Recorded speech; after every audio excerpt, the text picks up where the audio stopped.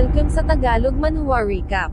Everyone saad ng Grand Prince pakiusap tumigil na raw ang mga ito sa pagiging ganito pakiramdam niya raw kasi sila ay nagbibigay ng last goodbye sa isa't isa, pakiusap ang mga ito raw ay wag nang mag-alala pa sa kanya. Your Highness tawag ni Joksan umano'y ang kabayo'y handa na idinagdag na pakiusap ito ay magkaroon ng ligtas na paglalakbay, idinagdag ni Jeongum na alagaan nito ang kanyang sarili. Joksan saad naman ni Hyunho pakiusap ito na raw muna ang bahala sa bahay habang wala siya isang bagay na agad na sinang-ayunan ni Joksan, idinugtong ni Hyunho na wag itong mag-alala, dahil pagbalik niya mula sa digmaan ay ikakasal niya itong dalawa. Your Highness nanginginig na sambit ni Joksan kasabay ng pagpula ng mga pisngi ay napatikip ng bibig si Jeongum, o may sambit ng mga servant good for you Joksan dagdag pa ng isang manong. Agad na lumuhad si Joksan kumapit sa paa ng kanyang master kung ganun pakiusap ito raw ay bumalik ng ligtas, maaari rin dong bumalik na ito agad bukas. Hoy sigaw naman ni Hyunho bumitaw na si Joksan at tumungo kay Jeongum my wife saad niya nagtanong kung ilang anak ang gusto nito 3 ba o 4, hindi ngayon sambit naman ni Jeongum. Bumaling si Hyunho kay Yeol na mapapansing mayroong hawak na nirol yung papel darling saad ni Hyunho, lumapit si Yeol. Nagsabing ito ay manatili lang sa backline wag sumugod dahil lang sa ang iba ay susugod, at wag sumugod dahil lang sa gusto ng ibang ito ay sumugod. Sumagot si Hyunho na wag na itong mag-alala pa ng husto patungkol sa kanya dahil talaga rong ganoon ang gagawin niya sa Baitawa, iniabot ni Yeol ang nirol yung papel. Pagkatanggap ay napatanong si Hyunho kung ano ito at nang ito ay kanyang buklatin, ganito ang kanyang reaksyon. Inilahad ni Yeol na siya ay nagpaguhit ng larawan sa isang pintor upang siya ay hindi nito makalimutan, sinabi ni Professor Janggun na ang pintor na ito ay napaka-skilled. Nagtanong si Yeol sa kanyang asawa kung ito ba ay hindi nito nagustuhan, hindi ganon tugon naman ni Hyunho umano'y gustong-gusto niya ito sa Baitawa, idinugtong sa kanyang isip na ang painting na ito ay mukhang nanggaling sa textbook.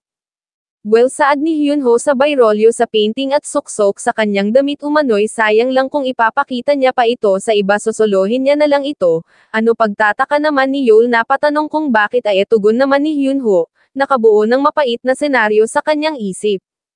Idinagdag na kapag ipinakita niya ito sa iba doon katiyak-tiyakan 100% siya ay mamamatay, at habang tinatitigan ni Yeol ang kanyang asawa ay hindi mapigilan ang pamumuo ng kanyang luha. Honey sambit ni Hyunho nagtanong kung bakit ito umiiyak, siya raw ay hindi mamamatay kaya pakiusap wag itong umiyak. Ngunit tugon ni Yeol dumugtong si Hyunho na siya ay hindi mamamatay alam daw ba nito kung bakit, umano'y iyon ay dahil sa siya ay isang taong nakahandang baguhin ang kasaysayan dahil lang sa gusto niya itong makasama habang buhay. Umano'y kahit nasalungatin niya pa ang kapalaran titiyakin niyang siya ay makakabalik ng buhay. Darling sambit ni Yeol at ang dalaway tuluyan ng nagyakapan. Mula doon ay umalis na sa kanyang residence ang grupo ni Hyunho na patanong sa kanyang isip kung bakit tila nakakaramdam siya ng emptiness, pakiramdam niya raw may kung anong bagay na missing. Mula doon ay lumipat ang eksena sa quarters ng hari sa loob ay mapapansin ang kanyang pagmumukmok. Your Majesty saad ni Mr. Sang umano'y ang expedition ay handa na. Head servant sambit ni King Yon Sangun nagtanong kung sa tingin ba nito ilang mga tao ang makakabalik ng buhay sa pagkakataong ito, isang bagay na ikinabahala ni Mr. Sang. Idinagdag ng hari na bukod pa dun ilan sa tingin nito ang babalik ng nakabalot ng banig sinabi ni Mr. Sang na siya ay humihingi ng tawad, idinugtong ni King Yon Sangun na ano raw ba kaya kung postpone na lang muna nila ang expedition. Ano sambit ni Mr. Sang napatanong kung bakit naging ganito na lang ito bigla well never mind sabat ng hari, ang mga iyon ay talagang kailangang umalis. Mula doon ay tumungo si King Yon Sangun sa labas ng palasyo kung saan kasalukuyang nagtitipon ang mga hukbo ng Joseon pagkarating ay agad na inanunsyo ang presensya ng hari. Brother tawag ng Grand Prince na siyang umagaw sa atensyon ni King Yon Sangun nagbigay ng thumbs up si Hyunho, dahilan upang mapangiti ang hari. Warrior sigaw niya ang mga ito raw ay makinig umano'y ang kanilang hari ay mayroong kung anong bagay na sasabihin. Inilahad na siya ay walang karangalan dahil sa kanyang kakulangan pagdating sa virtue at kawalan ng dignidad bilang hari gayunpaman, kilalang kilala niya ang mga Jurchens. Although ang mga taong ito'y maaaring nagsusuot lamang ng mga human mask, ang kanilang pag-iisip ay katulad sa mga beast, naging long-standing habit na ng mga iyon ang manloob at magdulot ng gulo. Sa mga nagdaang panahon, ilang mga great kings na ng Joseon ang sumubok na i-rehabilitate at i-influence ang mga brute na iyon, subalit ang lahat ng kanilang ginawang effort ay wala ring naging silbi, kaya ang nagdaang mga hari ay napilitang paluhurin ng puwersahan ang mga barbarians na iyon. Gayunpaman, sa pagdaan ng panahon, ang mga Jurchens na iyon ay nakalimutan na ang patungkol sa pagluhod sa lupa ng kanilang mga ninuno upang mailigtas ang kanilang buhay, at sa pagkakataong ito, muling nambabasag ng kapayapaan. Kung kaya kapagka ang mga iyon ay hindi nila napakonfess ngayon, sila ay ilo-look down ng mga iyon kahit na sila ay makarating pa sa kalangitan, patuloy na pagnanakawan ang kanilang mga tao at paulit-ulit na susubok na humadlang sa kanilang progreso. Kung kaya papaanong mangyayaring siya ay hindi magre-raise ng military, at accordingly, ang na-appoint bilang general ay si Second State Councilor Heo Chim at Grand Prince Jinsong naman bilang Lieutenant General, upang i-command ang 30,000 hukbo na armado ng mga palakol at mga pamalo. Makinig mga general, sigaw pa ni King Yonsan-gun. Agad na yumukod si General Chim, sumigaw na sila ay babalik. Idinagdag ng hari na ang gusto niyang mangyari ay ang i-conquer ang lupain ng mga iyon, ang mga iyo'y kailangan nilang gamitan ng puwersa upang hindi na mag-amok pa. Si King Yonsan-gun ay nagpatuloy sa kanyang speech at sa bandang huli ay sumigaw na durugan ang mga iyon, burahin sa mapa ng kasaysayan ang mga Jurchens, huwag bibigyan ng tsansa. Sir, yes sir, sigaw ng mga sundalo, at kasabay ng paghampas sa drum, ay ang hudyat ng pagsisimula ng pagmarcha ng mga sundalo ng Joseon. Sumigaw ang mga mamamayan na inaasahan nila ang tagumpay ng mga ito. Ipakita ng mga ito sa mga foreign intruders ang kapangyarihan ng Joseon, habang ang mga magulang naman ng ilang mga batang sundalo ay ipinaabot sa kanilang mga anak ang mensaheng nagsasabing bumalik ng buhay. Wow, sigaw pa ng ibang mamamayan. Si Grand Prince Jinsong, Grand Prince Jinsong, pakiusap, ito raw ay bumalik ng dala-dala ang tagumpay. Ang puwersang militar ng Joseon ay nagpatuloy sa pagmarcha. Little brother Jinsong, sambit naman ni King Yonsan-gun sa kanyang isip, siya raw ay umaasang ito ay ligtas na makakabalik. Sa kanilang patuloy na pagmarcha sa labas ng mga pader ng syudad, mayroong tinging nakapako sa Grand Prince, na mapag-aalamang nagmula kay Officer o Mr. Song. Pagsapit ng gabi sa isang partikular na residence ay nagtanong si Lady Jiang kung gaano nakalayo ang narating ng expedition sa ngayon. Sumagot si Mr. Park na sila ay nakatanggap ng balitang ang mga iyon ay dumating na sa Quezon.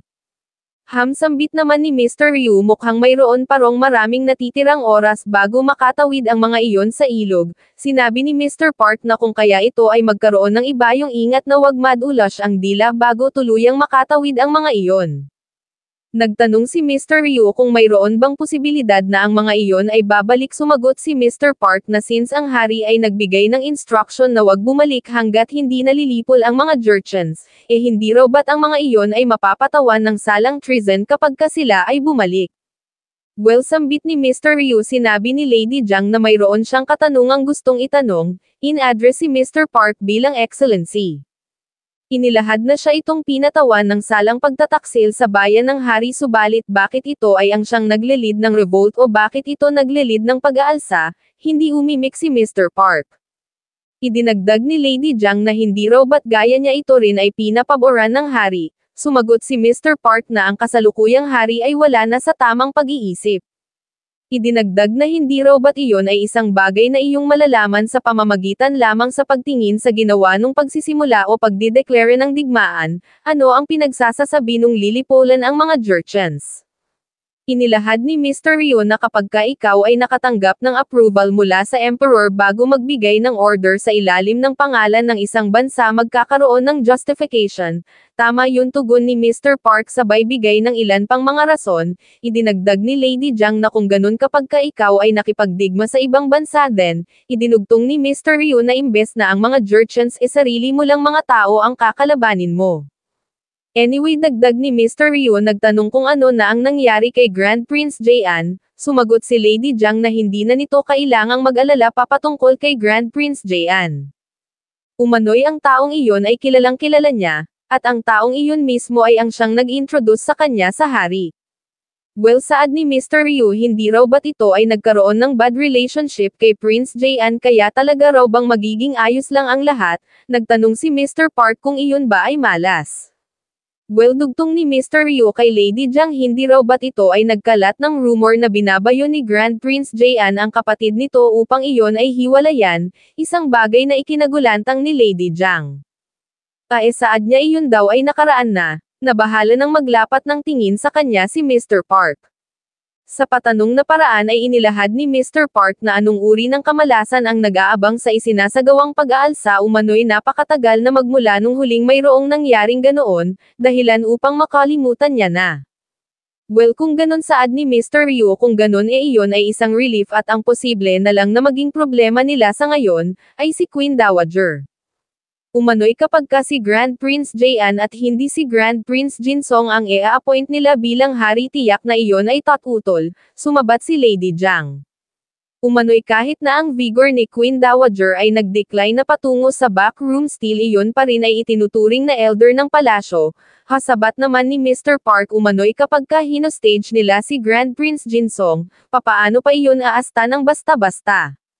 Mula doon ay lumipat ang eksena sa outskirts ng Quezon kung saan kasalukuyang nagpapalipas ng gabi ang militar ng Joseon. Sa loob ng isang partikular na tent ay makikita si General Chim, Mr. Song at Hyunho. Nagtanong si Hyunho kung kamusta ang troop gathering, sumagot si General Chim na ang mga nagmula sa Pyongan Island ay papunta na rito, bukod pa doon ang troops ng Hamgyeyong Island ay nakapagpasya na ring sumali sa Hichian. General report ng isang sundalo, ang hukbo na nagmula sa Pyongan Island ay dumating na, isang bagay na ipinagtaka ng general, umano'y napakabilis naman. Hahahatawa pa ni General Chim, umano'y kakabanggit niya lang sa mga iyon, ang mga iyon ay narito na agad, nagpaalam na kung ganoon siya ay lalabas na muna.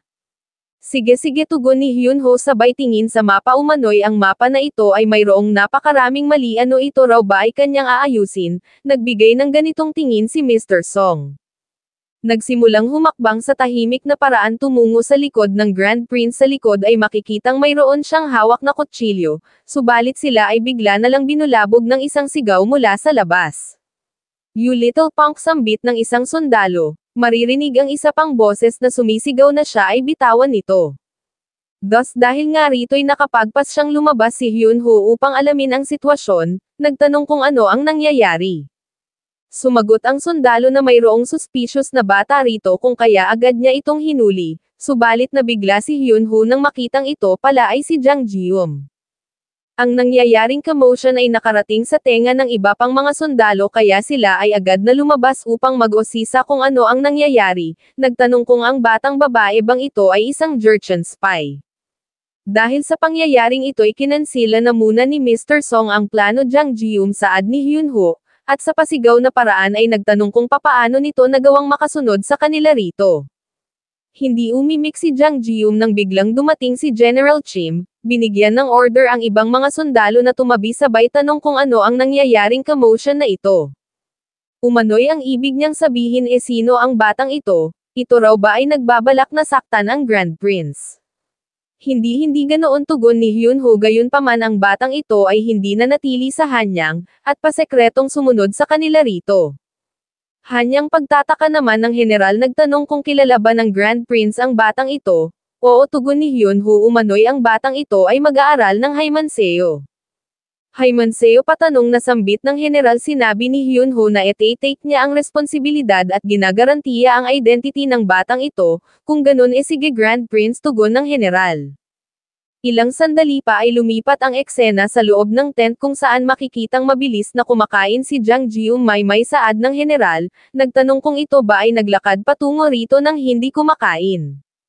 Oo, tugon ni Jang Jium, siya raw ay nakapunta na sa Pyongyang noon kaya medyo alam niya na ang daan patungo sa Quezon, may saad ni General Chim, mukhang ito raw pala ay isang napaka-confident na bata.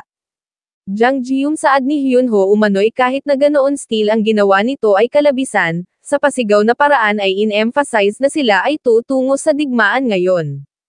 Sumagot si Jang Jium na alam niya ang patungkol doon, gayunpaman gusto niyang makatulong kung sakaling mayroong magtamo ng injury. Idinagdag na katulad nito na isang Grand Prince na nakahandang ialay ang kanyang napakahalagang buhay para sa kapakanan ng kanilang bansa umano'y maaaring siya ay isa lamang mahinang batang babae, subalit gusto niya ring makatulong. Hahahatawa ni General Chim tinawag na Young One si Jang Jium siya raw ay nakakaramdam ng pagka-proud dito, habang kapansin-pansin naman ang reaksyon ni So.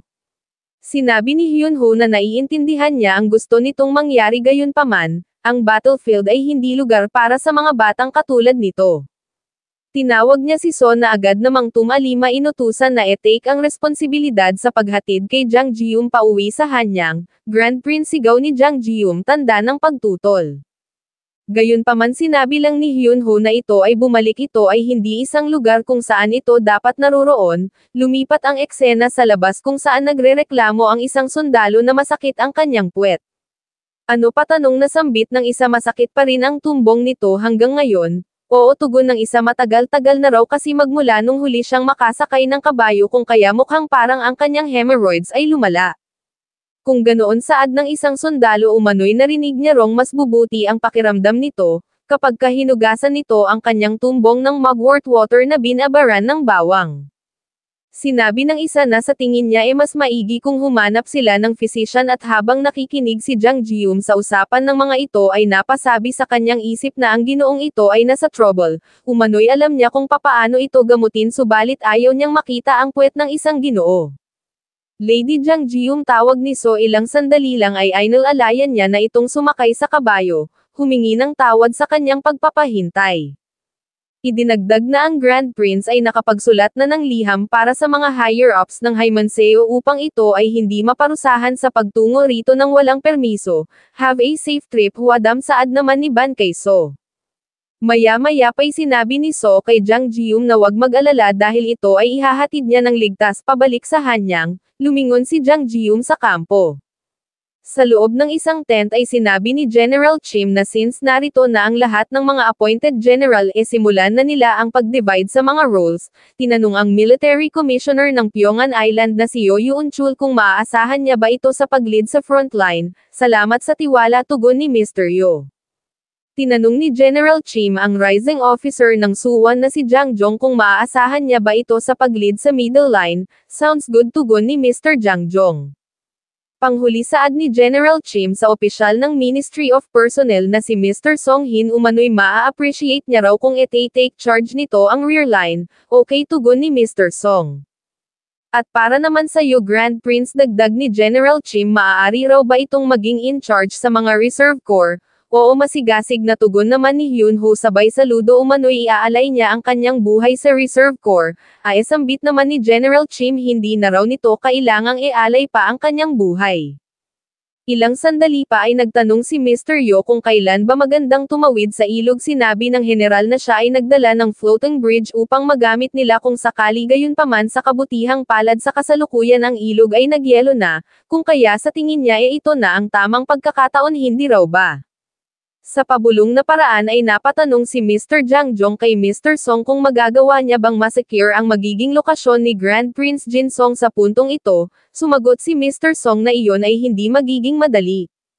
Idinagdag na ang taong ito na ngayoy pumoprotekte sa Grand Prince ay minsan niya nang nakaalitan, kung ganun saad ni Mr. Jang Jong kung ganun mahihirapan sila sa pag-execute sa plano, idinugtong na since ang relasyon sa pagitan ni Grand Prince Jin Song at kanyang asawa ay espesyal ano raw ba kaya kung iyon na lang ang gawin nilang hostage, sumagot si Mr. Song na iyon ay magandang idea. Mula doon kinabukasan ay nagpatuloy sa pagmarcha ang hukbo ng Joseon sa liham ay tinanong ni Hyunho ang kanyang asawa kung ayos lang ba ito, umano'y ang expedition ay nakaalis na sa Pyongyang at kasalukuyang nasa North Wall. Ang malamig na panahon ay nagpaparealize sa kanya na sila ay nalalapit na sa battlefield at sa North Wall, ay matatanaw mo na ang Yalu River.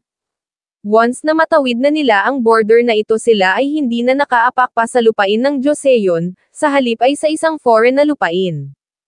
Siya at si Baeul Changwi ay ang siyang in charge sa Rear Reserve Corps na nangangahulugang sila ay hindi tatawid sa Yalu River kung kaya dear wag na itong mag-alala pa patungkol sa kanya, miss na miss niya na ito alam naman nito ang patungkol doon hindi raw ba, siya ay magpapadala na lang ng panibagong liham sa lalong madaling panahon. Grand Prince tawag ni Yukso ang general ay nagpadala ng mensahero. Agad na bumaba si Hyunho upang tingnan ang sulat na dala ng mensahero.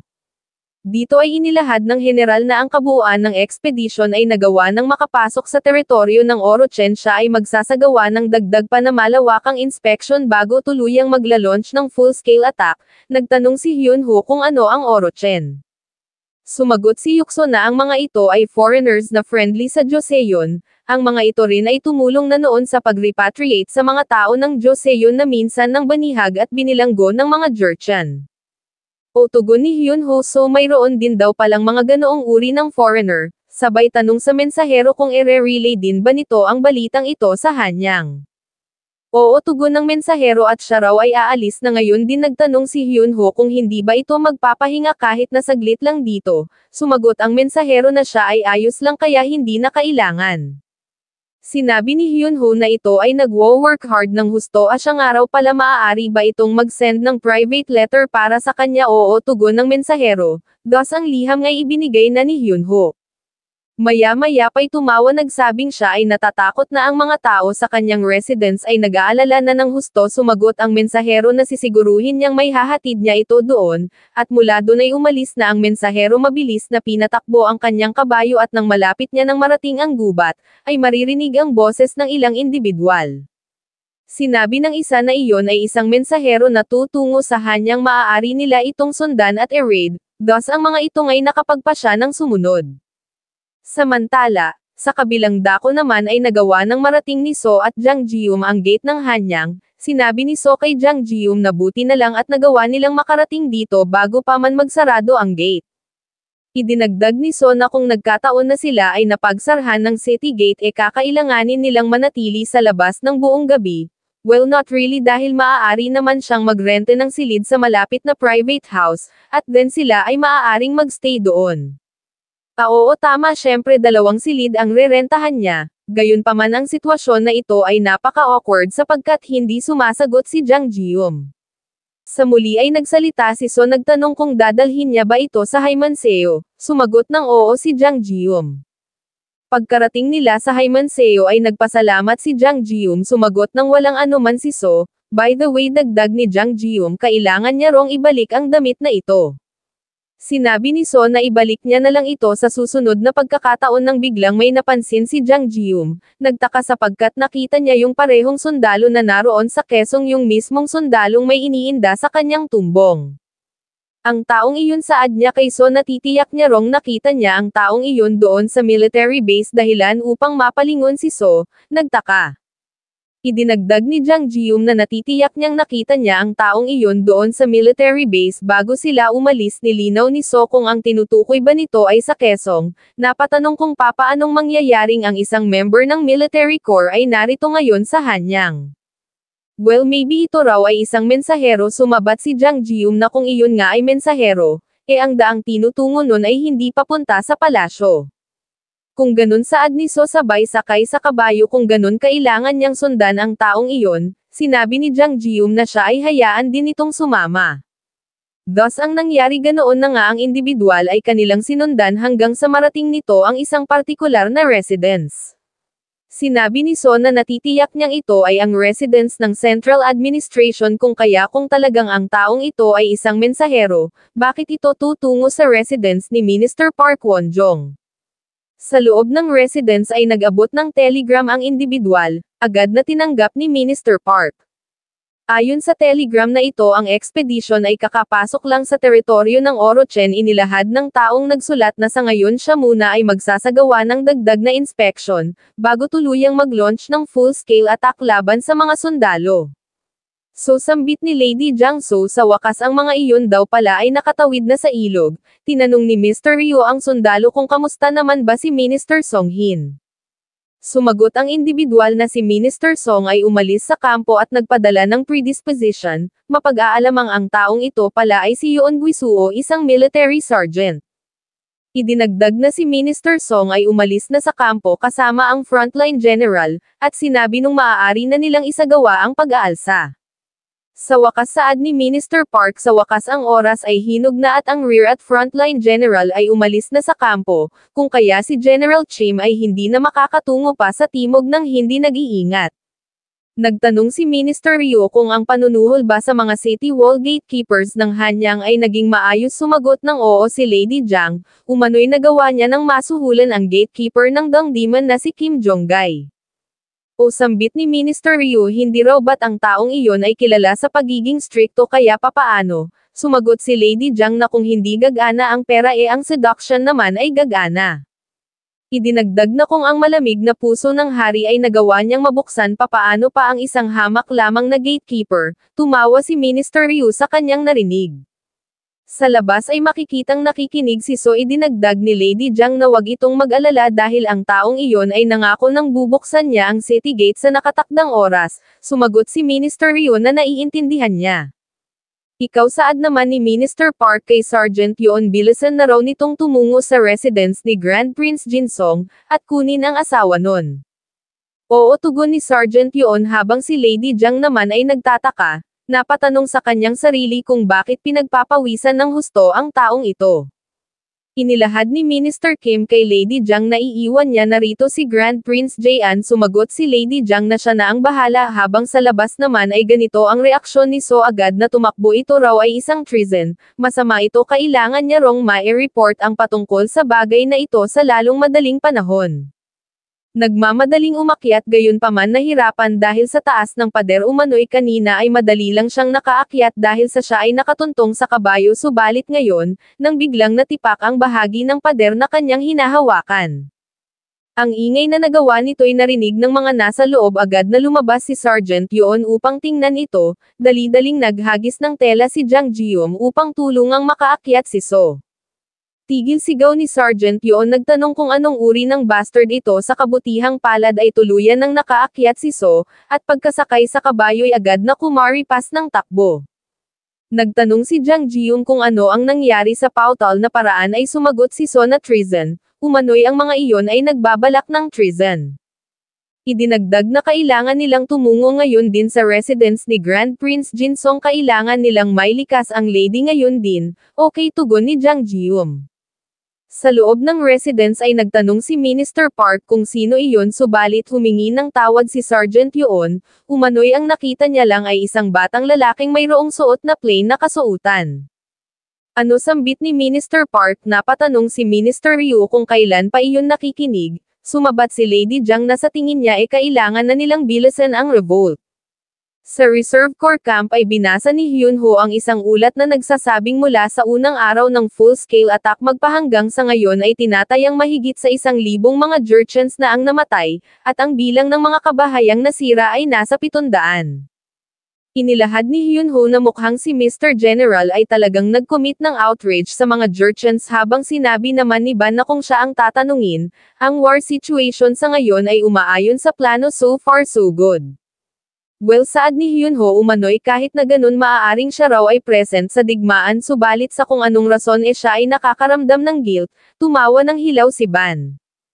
Gayunpaman sila ay bigla na lang binulabog ng isang sigaw, tinatawag ang pangalan ng Grand Prince, dahilan upang agad na lumabas si Hyun Ho. Nagtanong kung ano ang meron, nagtanong kung mayroon bang mga kalaban. Ang mensahero, tugon ng isang sundalo, umano'y ang mensahero na tutungo sana sa Pyongyang ay in-ambush. O may patakbong sambit ni Hyun Ho. Nagtanong kung ano ang nangyayari, inutusan si Ban na bilisang tumawag ng doktor. Patawad, saad ng mensahero sa Grand Prince, umano'y patawad at hindi niya nagawang maihatid sa Hanyang ang liham nito dahil kailangan niyang bilisan at sabihin na rito ang balita, ito raw ay kailangang agad na maipaalam sa Royal Court. Ano, tugon naman ni Hyun Ho, iginiit na ngunit bago yon kailangan muna itong magamot. Subalit ang mensahero ay hindi na nagpaawat pa, may ibinulong patungkol sa rear at frontline general, isang bagay naman na ikinaalarma ni Hyun Ho. Pagkatapos na may lahad ang gusto niyang sabihin ay napabulwak ng dugo ang mensahero, dahilan upang mabahala si Hyun Ho. Mr. Sigaw niya, gumising daw ito. Grand Prince, sambit ni Ban, narito na ang doktor, subalit sumagot si Hyun Ho na huli na ang lahat sapagkat ang taong ito ay tumigil na sa paghinga. Dahan daw ang ibinaba ang kamay ng mensahero, inilahad na ang taong ito ay pinilit na tumungo rito hanggang sa kanyang huling hininga upang masabi lang sa kanya ang isang bagay. Napatanong si Yukso kung anong uri ng sekreto ito. Inilahad ni Hyunho na sinabi ng taong ito na ang rear at frontline general ay umalis sa military camp. Nagtanong kung alam ba ng mga ito kung ano ang ibig sabihin nun. Nagulantang si Yukso sa kanyang narinig at mula doon, ay tinakpan na nila ang mukha ng mensahero. Sinabi ng doktor na sa tingin niya ay ginamit nito ang lahat ng kanyang natitirang lakas upang tumungo lang dito sa kabila ng fatal injury na mayroon ito. Ito ay nagtamo ng maraming bilang ng laslas mula sa isang kutsilyo sa kanyang dibdib likod at tagiliran. Ito rin ay mayroon defensive scar sa kanyang mga kamay, at sa tingin niya ay ang bagay na ito na nasa kanyang braso ay isang liham. Ang sinasabing liham ay agad niyang ibinigay sa Grand Prince. Naalala ni Hyunho yung sandaling siya ay nakiusap sa mensahero na ihatid ang sulat na ito, at ang pagdating nito rito ng sugatan. Napatanong si Ban kung anong uri ng tao ang may kagagawan sa ganitong bagay. Sumagot si Yukso na sa tingin niya, malamang ito ay isang act of treason. Sinabi ni Ban na iyon ay isang mapanganib na speculation, subalit kung yung sinabi ng mensahero kanina ay totoo, mayroong malaking posibilidad ng pag-aalsa given na ang rear at frontline general na si Jang Jong at Song Hin ay umalis sa military camp at pinatay ang isang mensahero. Kudeta, sambit naman ni Hyunho sa kanyang isip. Napatanong kung bakit ito nangyayari. Umano'y ang akala niya ang kasaysayan ay liliko na sa ibang path, subalit bakit ang idea ng pag-dethrone sa hari ay nangyayari uli ngayon?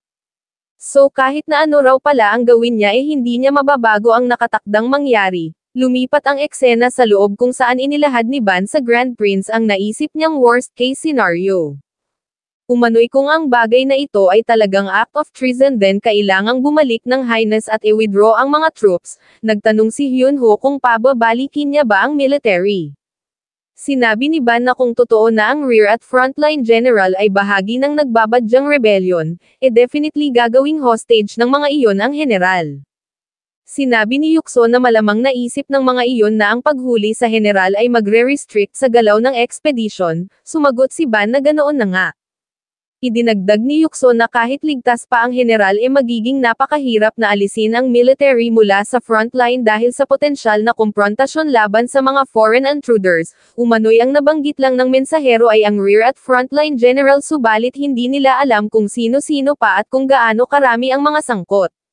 So saad ni Hyunho, so ini-imply daw ba nitong hindi sila maaaring magtiwala sa sino man? Moreover, dagdag ni Ban, umano'y ang pinakamalaking rason upang hindi magdalawang isip ang Highness na bumalik at i-withdraw ang mga hukbo ay dahil sa regardless sa panahon, ang mga general na tutungo sa digmaan ay hindi makakaiwas sa digmaan, kung kaya walang duda, mayroong tao ngayong nagle-lead ng revolt sa Hanyang City Wall. Samantala, sa Salgoji Bridge naman ay sumigaw si Minister Park na makinig ang lahat. Umano'y ang kasalukuyang hari na nasa loob ng palasyo ay isang tyrant na namumuhay sa pleasure, sa alkohol at mga kababaihan. Dagdag pa dun, iyon ay isang tyrant na pini-persecute ang mga senior statesmen at tinatanggal ang lahat ng hindi nagko-comply sa gusto niyang mangyari, isang napakalaking panganib sa kanilang bansa.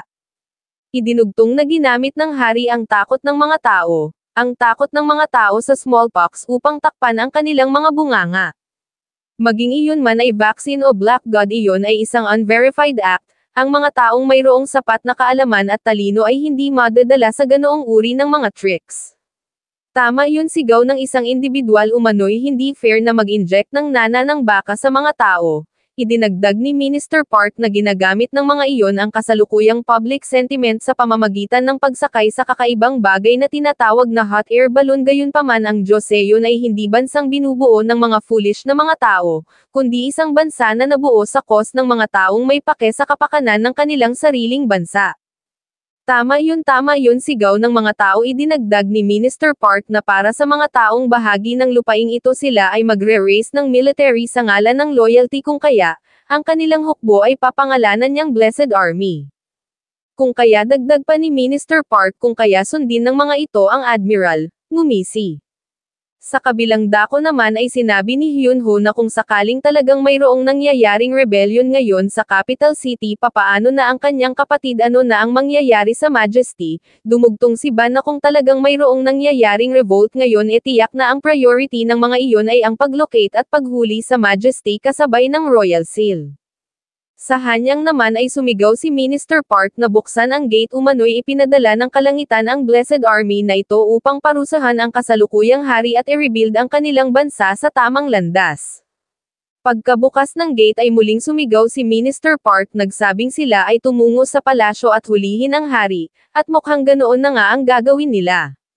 Sa kabilang dako ay napasabi si Hyunho na kung ang capital city ay mahuhulog sa mga kamay ng traitorous faction magiging maayos lang ba si Yeol magiging ayos lang ba ang kanyang asawa, hindi nakaimak ang dalawa. Yukso tawag ni Hyunho na agad namang tumalima sinabi ni Hyunho na pakiusap inform nito ang lahat ng mga members ng Reserve Corps, sila ay babalik sa hanyang ngayon din. Samantala, sa Gayong Bukgong Palace naman ay binulabog si King Yon Sangon ng isang boses, siya ay tinatawag sa pangalang Baekdol. Agad siyang bumangon na patanong kung sino ito subalit ang boses ay nagpatuloy lang sa pagbigkas sa katagang Baekdol, dahilan upang bunutin ng hari ang kanyang espada. Agad na tumayo binuksan ang pinto sa pasigaw na paraan ay nagtanong kung sino ito, Baekdol tugon ng boses ito raw ay tumungo banda rito. Humakbang palabas ng silid si King Yon Sangon na patanong kung nasaan ang kanyang mga servants umano'y ang mga walang silbing mga nilalang na iyon ay kailangang maparusahan, Baekdol banda rito tawag ng boses ikaw ay tumungo rito, Baekdol dito banda. Baekdol dagdag pa ng boses sa kanyang patuloy na paghakbang ay nagtaka si King Yon Sangon nang makita ang tubig sa sahig na patanong kung bakit mayroong tubig dito, sinabi ng babaeng boses na ito ay dahil sa siya ay gumapang mula sa dagat. Umano'y miss niya na at gustong-gusto niya nang makita ang kanyang Baekdol. Sino ka sa tingin mo pasigaw na sambit naman ni King Yon Sangon nagtanong kung ito ba ay tao o isang multo, inuutusan niya itong sabihin ang totoo. Anong ibig mong sabihing sino ako tugon naman ng nilalang ano siya raw ba ay hindi nito nakikilala, nagulantang si King Yon Sangon nang makita ang imahe ni Lady Jiang ang akala niya raw ba ito ay patay na. Sa paanan ng nilalang ay lumabas ang maraming bilang ng mga alupihan isang bagay naman na ni King Yon Sangon na patanong kung ano ito, subalit nagtanong lang ang nilalang kung ano ang nakakagulat hindi raw ba't siya ay nakita na nito nung nakaraang gabi hindi raw ba, sa loob ng kanyang banga na nasa ilalim ng palasyo. Gayunpaman lumalabas na ang buong pangyayaring ito ay panaginip lang pala isang bangungot, kasabay ng kanyang paghiyaw ay nagising at bumangon si King Yon Sangon. Ilang sandali pa ay maririnig ang kanyang pagbuntong hininga sinundan ng malalakas at mabibilis na paghinga, kasabay ng pagkawala ng malamig na pawis. Sa malakas na boses ay nagtanong kung mayroon bang tao sa hall dagdag niya pa nagtanong kung mayroon bang tao sa labas, sa kasamaang palad ay wala siyang sagot na natanggap. Thus si King Yon Sangon ay tumayo na binuksan ang pinto nagtanong kung bakit walang sumasagot sa kanya na para bang walang tao rito, sigaw niya pa. Ano pagtataka niya ito raw ba ay nangangahulugang may kung anong nangyayari, nang biglang dumating si Mr. Sang. Head servant patanong na sambit ng hari sa aligagang paraan ay sinabi ni Mr. Sang na mayroong nangyayaring treason, nagulantang ang hari sa kanyang narinig. Inilahad ni Mr. Sang na si Park Won-jong ng Central Administration ay kinuha ang kontrol sa Henginjaman Gate, at nagather ng mga tao sa Gwangwaman. Ano hindi makapaniwalang sambit ni King Yon Sangon ano ang ibig nitong sabihin ano ginawa ni Park Won-jong ang bagay na iyon, sumagot si Mr. Sang na bilisan na nitong magbihis. Inilahad na ang mga rebellious na mga gatekeepers ay napakahirap na ngayon na makontrol, na nangangahulugang di maglalaon ay mapay-penetrate na rin maging ang Gwangwaman Gate, in-emphasize sa hari na kung kaya kinakailangan na nitong bilisang umalis sa lugar na ito ngayon din. Sumagot si King Yon Sangon na ngunit siya ay ang siyang nagmamay-ari sa palasyong ito at ang hari ng bansang ito ano talaga raw bang iniisip nitong ito ay lilisanin niya na lang ng basta-basta, Your Majesty sambit ni Mr. Sang nang biglang maririnig ang ingay sa labas. Sa pagkakataong ito ay yumukod na si Mr. Sang Your Majesty siya raw ay nagmamakaawa rito pakiusap iligtas nito ang kanyang sarili, thus wala nang ang nagawa pa si King Yon Sangon bukod sa magpigil ng galit. Sa gate naman ng residence ni Grand Prince Jinsong ay maririnig ang sunod-sunod na malalakas na pagkatok, ilang sandali pa ay pinagbuksan ni Joksan, nagtanong kung sino itong kumakatok sa kalagitnaan ng gabi. Gayunpaman hindi na nagsayang pa ng oras si Jang Jium, pumasok na agad sumigaw na mayroong nangyayaring treason, kailangan nilang i-evacuate ang asawa ng Grand Prince ngayon din. Ano treason? Pagtataka naman ni Joksan, nagtanong kung ano ang pinagsasasabi nito, subalit sumagot lang si Jang Jium na malapit nang dumating ang mga taksil upang kunin ang Grand Princess Consort at gawing hostage, kaya bilisan na nito at ilikas na nila ang Grand Princess Consort ngayon din. Sa parehong pagkakataon ay maririnig ang mga agresibong pagkatok sa gate, sa labas ay maririnig ang boses ni Sergeant Yuon, sumigaw na bilisan ng mga ito ang pagbukas sa gate. Idinagdag na kapag ito ay hindi binuksan ng mga ito ngayon din, babasagin nila ang gate na ito. Sa labas ay walang narinig na tugon o ano mang pagtalima ang grupo ni Sergeant Yuon, dahilan upang siya ay magbigay ng signal sa isa niyang tauhan, mukhang papalakulan ang gate. Sa parehong pagkakataon ay binuksan ng kaunti ni Joksan ang gate upang magtanong kung sino ang mga ito, gayunpaman siya ay napahiyaw, kamuntikan ng tamaan ng palakol. What the hell? Saad ni Joksan, nagtanong kung para saan ang palakol na ito, ano ginagawa raw ba ng mga ito ang bagay na ito dahil sa napagkamalian nila ang lugar na ito. Tumabi ka bastard, sambit ni Sergeant Yuon sabay hakbang at waksi kay Joksan, umano'y siya ay narito upang kunin ang Grand Princess Consort. Hindi nyo maaaring gawin yun mga punk, sigaw ni Joksan sabay kapit sa braso ng individual na mayroong hawak na palakol. Patakbong lumapit si Jongam, nagtanong kung ano ang nangyayari. Alis, sigaw ng individual sabay bigwas kay Joksan, nagtanong si Sergeant Yuon kung narito ba ang Grand Princess Consort. Ang dalaway tinutukan ng mga sibat. Your Highness, saad naman ni Sergeant Yuon, siya raw ay narito upang ito ay sunduin. Your Highness, pasigaw na dagdag ni Sergeant Yuon. Mula sa loob ay mayroong sumagot, nagsabing siya ay hindi makapaniwalang ini-invade ng mga ito ang master's bedroom ng isang babae sa gabi. Anong uri ng freaky act ito? Gayunpaman sinabi lang ni Sergeant Yuon na ano ba ang magagawa niya, siya ay isang hamak lang na servant na sumusunod sa utos ng kanyang master, kung kaya pakiusap siya ay patawarin ito sa pagiging rude. Humakbang patungo sa loob. Ilang sandali pa ay binuksan ang pinto ng silid ni Yol, sumigaw na wag itong lumapit. Oo, tugon naman ni Sergeant Yuon, pakiusap ito raw ay lumabas upang siya ay hindi na pumasok pa, subalit nagtanong lang ang babae kung nakikita ba nito ang bagay na ito. Nagulantang si Sergeant Yuon. Idinagdag ng babae na sa halip na mahumiliate ay mas pipiliin niya pang kitilin ang kanyang sariling buhay. Mukhang hindi malaman ni Sergeant Yuon kung ano ang gagawin.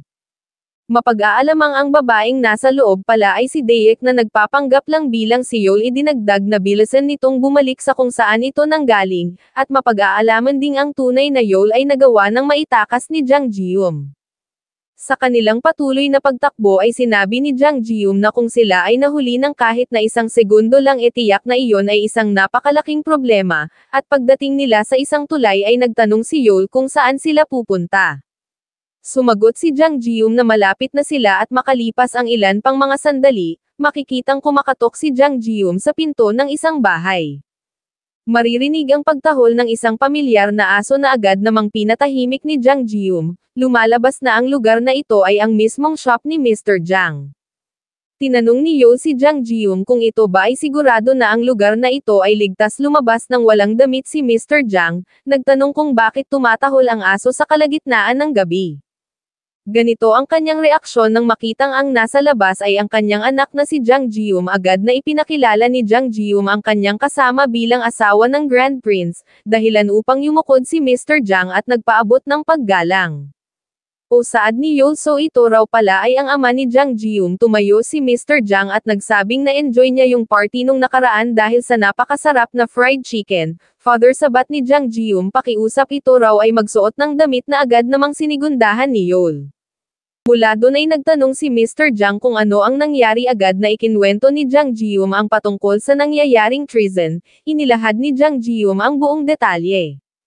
Kung ganun, Your Highness, saad ni Mr. Jang kay Yol, wag itong mag-alala at siya na ang bahala sa mga iyon, hindi niya hahayaan ang mga iyong mahawakan kahit na ang damit man lang nito. Samantala, sa kabilang dako naman ay makikita ang paghahurot ng grupo ni Hyunho. Your Highness, saad ni Yukso, umano'y ang mga kabayo'y pagod na dahil sa buong gabing pagtakbo, subalit sumagot lang si Hyunho na kapag ka nagpatuloy pa sila ng kaunti mararating na nila ang Pyongyang, magpalit na lang sila ng kabayo doon.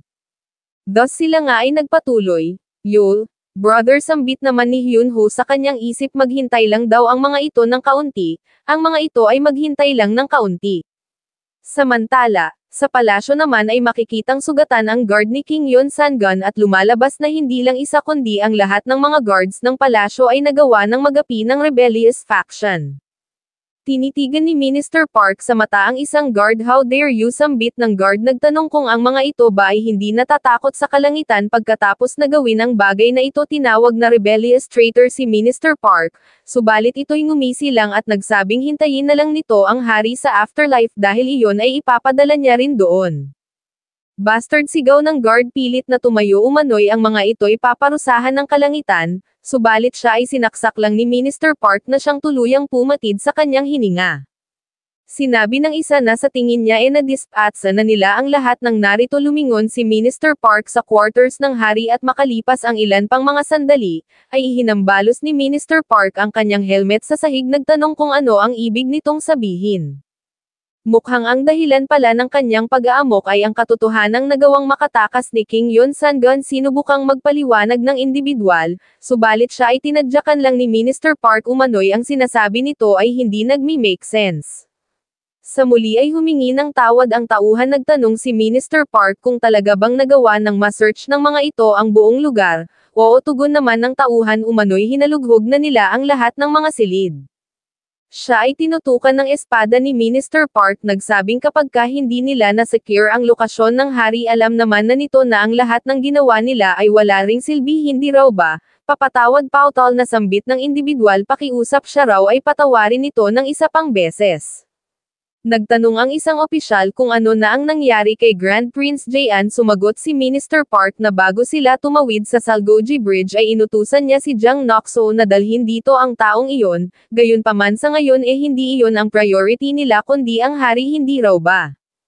Ano, tugon ng opisyal, hindi raw ba't ito ay ang leader ng Blessed Army, kaya papaanong nangyaring ganito ito ka-restless? Sumagot si Minister Park na iyon ay dahil sa siya ay nag-aalala patungkol sa extermination ng kanyang family. Isa pa, siya ay hindi na makakatakbo pa ngayon. Ano, iniisip daw ba nitong iyon ay ganoon lang kadali? Sinimulan na ng mga members ng Blessed Army kuno ang paglinis sa kalat. Sinabi ng opisyal na una kailangan nilang kumbansihin si Great Queen Dowager na gawin ang isang bagay. Nagtanong si Minister Kim kung papaano naman ang hari. Umano'y ang hari na iyon na kasalukuyang nagtatago kapag kadinragno ng mga sundalo ng Kiho. Nagbigay ng sagot ang opisyal. Nagsabing sabihin nito sa lahat ng mga gatekeepers na isarado at i-lock ang lahat ng mga gate at sabihin din sa mga iyon na walang padadaanin kahit na daga. Bukod pa dun, ito rin ay magbigay ng utos sa Special Forces na hanapin ang hari. Nagpatuloy sa pagbigay ng mga instructions ang opisyal, lumipat ang eksena sa Pyongan Surveillance Camp. Ano, treason, patanong na sambit ng Pyongan Island spectator na si Chesu. Sumagot si Hyunho na hindi siya sigurado, ngunit sa tingin niya raw ay mayroong nangyayaring revolt ngayon sa capital city. Nagtanong si Spectator Che kung ano ang ibig nitong sabihing hindi ito sigurado. Siyempre, tugon naman ni Hyunho na iintindihan niya raw kung hindi ito maniniwala. Ganito ang reaksyon ni Spectator Cheso. Inilahad ni Hyunho na nakakagulat na ang mga general ng expedition at ang legitimate na anak ni King Seongjong ay lumitaw dito sa Pyongyang kasama ang kanyang mga hukbo, gayunpaman ito raw ba ay nakatanggap ng hiwalay na mensahe mula sa lahat ng mga nasa lower ranks. Wala, tugon ni Spectator Che. Umano'y matagal-tagal na raw magmula nung hindi dumating ang mensahero na inaasahan nilang darating, kaya sila ngayon ay kasalukuyang naghihintay ng telegram mula sa Hanyang. Sa kasamaang palad, saad ni Hyunho, lumalabas na ang kanilang expedition frontline general na si Jang Jong at rearline general na si Song Hin ay involved, kaya perhaps ang mga iyon ay ang siyang nag-dispatch sa mensahero. Ano, hindi makapaniwalang tugon ni Spectator Che. Idinugtong ni Hyunho na walang paraan para sa kanila upang malaman kung ano ang kasalukuyang sitwasyon sa capital city sa ngayon, ngunit kung sakaling talagang mayroong nangyayaring revolt, kailangan nila iyong tudukan. Ganito ang reaksyon ni Spectator Che sa kanyang narinig nang biglang sumabat si Yukso. Sinabi sa Grand Prince na nakarinig siya ng balita mula sa mga natitirang scouts na naambush. Ano talaga ba sambit naman ni Hyunho? Inilahad ni Yukso na sinabi ng mga iyon na ang mga sundalo na nasa ilalim ng frontline general at rearline general ay patungo sa timog. Gaya ng inaasahan sambit naman ni Hyunho, idinagdag ni Yukso na ang mas malala pa, lumalabas na maging ang judge ng Central Government Affairs ay involved din. Ano sambit ni Spectator Che sa kanyang pagkabigla? Kung ganun totoong talagang mayroong nangyayaring revolt, hindi umimik saglit si Hyunho. Ilang sandali pa ay inilahad na siya na si Grand Prince Jinsong Lee-yok bilang isa sa mga general ng expedition. Umano'y binibigyan niya ng command si Chesu na siyang spectator ng Pyongan Island. Ito ay binibigyan niya ng command na pigilang makatungo sa timog ang mga rebelde. Samantala, sa Changyonggung Palace naman ay makikita ang pagyukod ni Minister Park kasama ang isang opisyal. Hindi ako sigurado ngunit sa tingin ko lang naman, ang opisyal na ito ay ang tinutukoy ni Yukso kanina na judge ng Central Government Affairs. Tinanong ng Grand Queen ang dalawa kung ano ang meron, anong hangin ang nagdala sa mga ito rito. Sumagot si Minister Park na siya ay mangangahas ng magsalita. Umano'y napakatagal na panahon na, magmula nung hindi magawang magampanan ng kasalukuyang hari ang kanyang tungkulin at magmula nung mawala sa kanya ang suporta ng bansa. Kapag bumabagsak ang kabahayan ng mga tao, sila ay nahuhulog sa despair, at ang kanilang magiging hiyaw at galit ay magdudulot ng risk sa mga descendants ng royal family. Ang nasa kapangyarihan at ang iba pang ginugol ang kanilang mga araw sa pag-aalala ay namatay sa tamang pagkakataon. Dumugtong ang isang opisyal na si Grand Prince Jaean ay matagal nang tanyag sa publiko kung kaya siya raw ay mangangahas ng hingi ng disposition ni Great Queen Dowager, upang i-appoint si Grand Prince Jaean bilang bagong hari. Sino ang i-appoint? Patanong na sambit naman ng Grand Queen si Grand Prince Jaean, hindi si Grand Prince Jinsong, o tugon ni Minister Park. Tila natawa si Grand Queen Dowager sa kanyang narinig. Umano'y matagal-tagal na rin siyang nabubuhay, subalit ito pa lang ang unang pagkakataon na narinig niyang si Grand Prince Jaean ay mayroong malakas na public reputation. Nagtanong ang Grand Queen kung mayroon bang tao sa labas. Nang sumagot ang isang maid servant ay nagbigay ng utos ang reyna na iangat ang blinds, ganoon na nga ang ginawa ng maid servant. Inilahad ng Grand Queen na napakahirap na makipag-usap nang hindi nakikita ang pagmumukha ng mga ito, though maaaring ang bagay na ito ay hindi fit sa principles, subalit ang topic na ito ay napakaseryoso kung kaya siya ay patawarin ng mga ito sa pagiging rude. Natamimi ang dalawa administrator saad ng Grand Queen siya raw ay patawarin nito, sumagot si Minister Park na iyon ay ayos lang. Idinagdag ni Grand Queen Dowager na although siya ay walang gaanong alam pagdating sa politics bilang babae, bukod pa dun hindi niya rin alam kung ano ang nangyayari sa outside world, ang tanging mayroon lang siya ay mababaw na kaalaman patungkol sa dating mga sundalo. Kung kaya sa pagkakataong ito tatanungin niya raw sa mga ito umano'y kahit na gaano pa man ka nakakalito ang sitwasyon, nasaan na yung mga righteous army na namatay sa kalagitnaan ng digmaan. Iyon ay pautal na tugon ni Minister Park. Umano'y maging ang mga opisyal ay concerned din patungkol doon, kung kaya sila raw ay nag-rush patungo rito upang hanapin ang Grand Queen. Tama yun, dagdag naman ng isang opisyal. Umano'y matagal-tagal na magmula nung mawala ng generosity at virtue ang kasalukuyang hari dahilan upang ang kanilang bansa ay maging infertile, ngunit sa kabila nun iyon ay nangahas pa ring magsimula ng Great War at ilagay sa alanganin ang buhay at kabuhayan ng mga mamamayan. Idinagdag na isang great scene para sa mga opisyal na mabigong pigilan ang patungkol doon, gayunpaman ang bagay na iyon ay nagsimula na, kung kaya kapag nagpatuloy pa ang pagbakante sa upuan ng taong nasa kapangyarihan, ang mga general na nasa frontline ay maaaring malito, kung kaya Great Queen Dowager kinakailangan na raw nitong gumawa ng mabilis na desisyon ngayon. Deputy Minister sigaw ng Grand Queen, nagtanong kung siya ba ay bina-blackmail nito ngayon, isang bagay na ikinagulantang ng opisyal.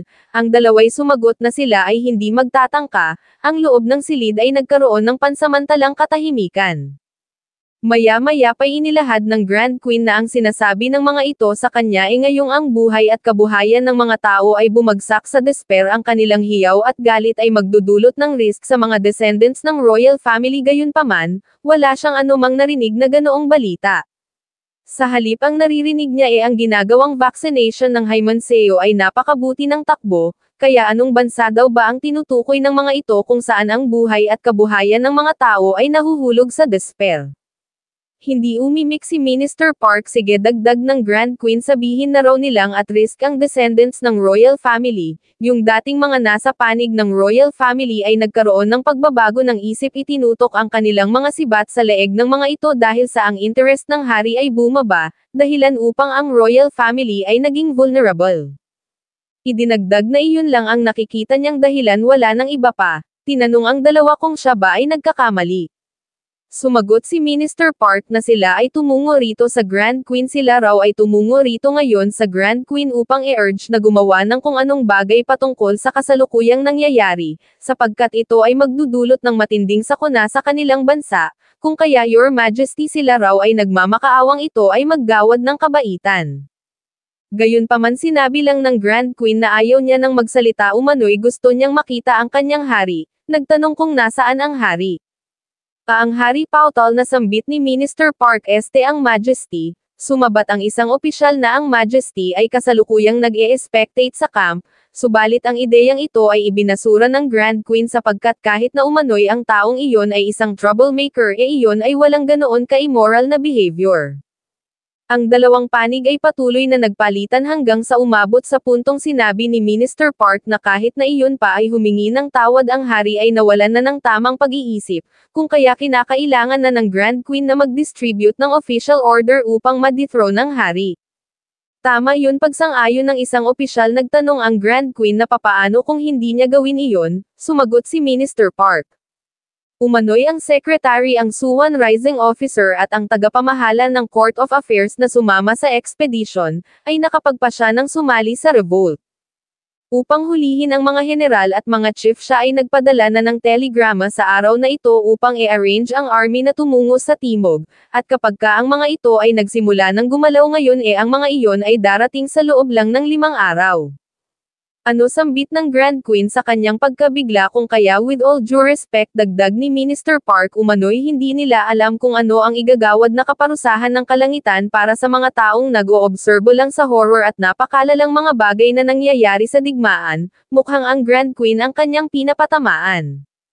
Ikaw, sigaw ng Reyna. Nagtanong kung anong uri ng security ang binabantaan nito ngayon. Idinagdag ng isang opisyal na bukod pa dun sa pagitan ng Secretary Suwan Rising Officer at ng Court of Affair personnel ay naroon din si Grand Prince Jinsong, na siyang deputy head ng expedition, kung kaya, maaaring mayroong mangyaring masama kay Grand Prince Jinsong kapag hindi ito nagbigay ng official order.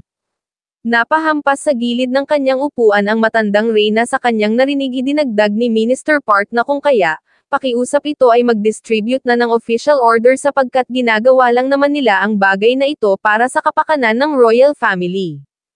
Ganito ang naging reaksyon ng Grand Queen at mula rito, ay lumipat ang eksena sa labas.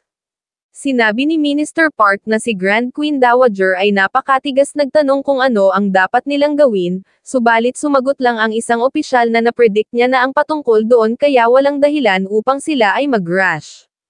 Sinabi ni Minister Park na ngunit hindi raw ba't iyon ay mas matigas pa sa inaasahan nila. Biglang nalipat ang topic kay King Yun-Sangon. Sinabi ng opisyal na siya ay nakapagbigay na ng instruction na i-lock ang 4 na malalakit maliliit na mga gate, kung kaya do marahil sa ngayon ang hari ay nagtatagong parang daga, iyon pa rin ay nasa palad ng kamay ni Buddha. Siya nga pala ang ibig niyang sabihin sa sinabi niyang nasa palad ng kamay ni Buddha. Ang ibig niyang sabihin dito wala nang mapupuntahan pa ang hari. Samantala, sa residence naman ni Sungjae ay padabog ang ginawang pagkatok ng mga members ng Blessed Army, kuno kasabay ng pagsigaw na buksan ang gate. Patakbong lumapit ang isang servant. Pagkabukas ng gate ay agad siyang tinutukan ng sibat. Puwersahang pumasok ang mga rebelde, upang halughugin ang buong lugar at hanapin ang hari. Hasambit ng isa ito raw ay napaka-grand. Umano'y si Lim Sungjae ay bumili ng bahay malapit sa palasyo at ito ay kinonekta ng hari sa palasyo. Nagpatuloy sa pagsasalita. Binuksan ni Sungjae ang bintana. Nagtanong kung bakit gumagawa ng ruckus ang mga bastards na ito sa tanghaling tapat. Nagtanong kung sino ang mga ito. Ang mga ito raw ba ay narito upang uminom. Banda roon, sambit ng isang rebelde, habang tinawag namang pathetic ng isa pa si Sungjae, ni hindi raw nito alam na nabaligtad na ang mundo since tanghaling tapat ito ay lasing. Sa loob ay nagbigay ng utos ang captain na halughugin ang bawat sulok, habang sinabi naman ni Sung Jae sa mga courtesan na i-welcome ang mga customer. Hasambit ng isa hindi raw ba't ang mga ito ay mga manloloob, napahiyaw ang isa pa siya raw ay natatakot. Sinabi ng isang member sa captain na sa tingin niya ay wala rito ang taong iyon biglang bumunot ng espada ang captain, isang bagay na ikinaalarma ng mga courtesan. Sinabi ng captain na tumabi ang mga ito hinikayat ng isang courtesan si Sung Jae na kumilos subalit sinabi lang ni Sung Jae na mas maiging ito ay uminom din. Natuon ang atensyon ng captain sa isang courtesan na nakatalikod tinawag, ipakita raw nito ang kanyang mukha. Hoy dagdag pa ng captain nagtanong kung siya ba ay hindi nito narinig, sumagot ang courtesan na siya ay mahiyain. Sumigaw ang captain na kapagka hindi ito humarap ito ay masasaktan, o may saad ng individual sa baylingon, ganito ang reaksyon ng captain ng mapagtantong ito pala ay ang mismong taong hinahanap nila. Sa kasamaang palad siya ay bigla na lang hinampas ng bote sa ulo ni Sung Jae napansin ng isa pang member ang nangyari, subalit maging siya ay nakatikim din mula sa isang courtesan. Sinabi ng hari kay Sung Jae na hindi raw ba't sinabi niya na ritong ito ay hindi gagana, subalit sumagot lang si Sung Jae na ano pa raw ba ang mawawala sa kanila. Sa puntong ito'y alam na ng mga members ng rebellious faction na nasa loob ang hinahanap nila kinuha ng isang courtesan ang espada sa ilalim ng cabinet, iniabot sa hari. Kasabay ni Sung Jae ay humakbang patungo sa labas si King Yon Sangun isinigaw ng isang rebelde, na ito ay hulihin ng buhay. O saad ng hari so gusto siyang hulihin ng mga ito kung ganon bakit hindi nila subukan, habang sa ibang dako naman ay nagawa ng makarating ng hukbo ni Hyun Ho sa Pajyo kaunti na lang at mararating na nila ang Hanyang. Samantala, sa quarters naman ng hari ay makikita ang pagdating ni Lady Jiang, maririnig ang mga pagsigaw ni Grand Prince Jaean sa loob habang pinapakalma ng isang servant. Sinabi ko na hiyaw ni Grand Prince Jaean umano'y sinabi niya nang ayaw niya ito ayaw niyang gawin ang bagay na ito, nagtanong si Lady Jiang kung ano ang nangyayari umano'y napakaingay, rinig na rinig sa labas. Sumagot ang servant na ayaw magbihis ng Grand Prince Nonokso sumbong naman ni Grand Prince Jaean siya raw ay gustong pagsuotin ng mga ito ng Yongpo pakiusap pigilan nito ang mga ito, ang tinutukoy niya ritong Yongpo ay ang robe na isinusuot ng hari araw-araw. Sinabi ni Lady Jiang na hindi raw ba't naipaliwanag niya na rito ang lahat nung nakaraan, kaya bakit ito nagkakaganito ngayon? Ano saad ng Grand Prince sinasabi raw ba nitong iyon ay maaari siya raw ay hindi makapaniwalang siya ang magiging hari, papaano naman daw ba magiging posible na siya ay tatawagan na Majesty? Kasabay ng pagwaksi ay nagtanong si Lady Jiang kung sa tingin ba nito tinatawag na Majesty si Yon Sangun dahil sa deserve nun ang bagay na iyon, nagbigay ng mga rason si Grand Prince Jaean. Umano'y ni hindi niya natapos ng maayos ang 4 books and 3 classics kung kaya papaanong mangyayaring ang isang idiot na tulad niya ay ang siyang mamamahala sa state affairs, sinabi ni Lady Jiang na ito ay mukhang isang nakakaawang aristocrat. Idinagdag na hindi raw ba't alam na nito ang rason kung bakit ito ay ang siyang dapat na maging hari ano iyon ano ang rason sabat ni Grand Prince Jaean sabihin daw nito sa kanya, sabihin nito sa paraang madali lang maiintindihan ng isang idiot na tulad niya.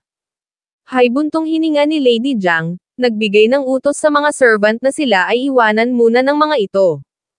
Thus ang nangyari ganoon na nga ilang sandali pa ay sinabi ni Lady Jiang sa Grand Prince na ang rason ay dahil sa higit na mas maiging isang idiot ang hari kaysa sa isang tyrant, nagtanong kung naiintindihan ba nito. Hindi kumibo ang Grand Prince idinagdag ni Lady Jiang na sa katunayan, maaari namang magpatuloy sa pagiging idiot ang highness upang ito ay hindi ma-equate bilang tyrant nagtanong kung hindi ba nito naisip ang bagay na iyon. Napabuntong hininga ang Grand Prince nagsabing tama ito umano'y hindi siya nag-isip ng ganoon kalayo, ngunit ang gusto niya lang daw talaga sana ay ang mabuhay ng komportable bilang isang Grand Prince. Sinabi ni Lady Jiang na gustuhin man nito o hindi sila ay nasa parehong bangka ngayon at kapagka ito ay pumalya, maging ito rin ay mapapatawan ng salang pagtataksil. Kung ganun saad ng Grand Prince so ibig sabihin hindi siya maaaring tumanggi, nang biglang dumating si Minister Park nagtanong kung ano ang ginagawa ng mga ito bakit nakatayo ang mga servants sa labas. Idinagdag na ang statesman na gagawa ng official order ay naghihintay na sa labas ng council kaya bilisan na ng mga ito, sumagot si Lady Jiang na naiintindihan niya. Bumaling si Minister Park patungo sa Grand Prince. Sinabi ni Lady Jiang sa mga servants na ang Highness ay uupo na sa trono kaya bilisan ng mga ito at bihisan na ang Highness. Naunang lumabas si Minister Park. Jiang Noxo tawag naman ng Grand Prince dahilan upang lumingon si Lady Jiang. Inilahad ng Grand Prince na sa simula pa lang hindi niya na ito nagawang mabantayan. Ganito ang reaksyon ni Lady Jiang sa kanyang narinig.